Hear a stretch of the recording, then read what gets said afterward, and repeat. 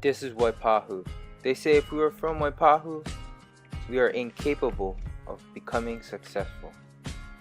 Should I continue to limit myself and settle for what others have predetermined for me because of where I am from? Will I be what society wants me to be? Will I be what the typical Filipino aspire to be? No, no, and no. 85.5% of people in Waipahu do not get their bachelor's degree. I'm not going to be part of that statistic. You think numbers scare me? Maybe, but that doesn't mean it will stop me from what I really want to be. We struggle day in and day out. We work very hard, but we can't make it out. But I will make it out and represent my town of Waipahu. Once you begin to understand and realize what you are capable of, the whole world changes. Settle for nothing less than doing your best for others and yourself. When all is said and done, I will be proud to say I am from Waipahu. My name is Primar and home is Waipahu.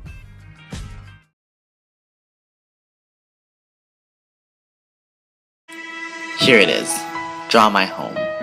I had a tough time making this because, well, I had to tell my story under 3 minutes. This would just be a brief summary of my journey of finding home. I would like to go in depth, but we can save it for another time. So let's start drawing. There are 7 billion people in this world, meaning there are 7 billion stories to be told. But today I'm going to tell you one story from someone who was born in a provincial area in the Philippines known as Lagi, which is found in the Sunshine City, or Lawag City. I lived in the Philippines for the first 5 years of my life, living with just my mother and my little sister.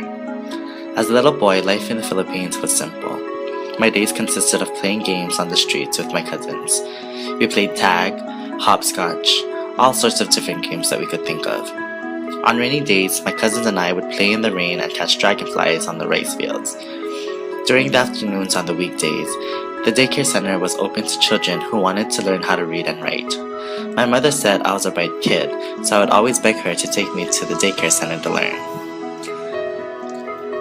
On October 1998, I had to give all of that up because I had to move to Hawaii. My mom said Hawaii was going to be my new home, but I never saw it as home. Hawaii was a place where I felt unwanted. I did not have much friends in school, and I was always bullied. My grandparents had their favorite grandchildren, and apparently I was their least favorite. My dad and I had an unsteady relationship because he had a difficult time accepting me for being gay. These events led me to hate Hawaii, and I began to believe that it will never be my home. But I was wrong. Over the years, I have learned to open my heart to Hawaii. Yes, Hawaii was a place filled with bad memories, but it was also a place that gave me good ones. I fell in love for the first time in Hawaii. I met friends who loved and accepted me as a homosexual, allowing me to come out of the closet. I was even able to rebuild my relationship with my grandparents and father as well. Hawaii truly has become home for me.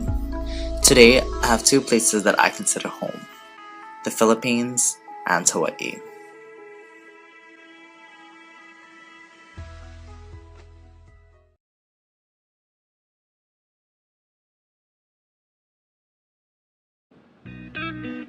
This is where it all started. I lived, laughed, and learned in this community. Waipahu, meaning the land of bursting waters, is where I first encountered home. And home, as we know it, is where our stories begin. I lived in Waipahu for 7 years, and 14 years in counting it at the beach, but it didn't stop me from going back. Isolated and withdrawn, there is nothing about Eva Beach that made me feel the way Waipahu did. I was a geographical exception. I chose Waipahu, and it chose me. It welcomed, nourished, and gave me a sense of belonging. My stomping ground of Waipahu isn't perfect, but it definitely makes up for it in character. From fertile sugarcane fields and the iconic Sugar Mill, the Plantation Center, to the grounds of Waipahu High School, to Pearl Harbor, and even the community, Waipahu is an old-fashioned venue. Even up until this day, it calls for me, and my heart, soul, feelings, and memories never fail to answer. No matter how far I stray, traces of Waipahu can be found within me. My name is Ashley.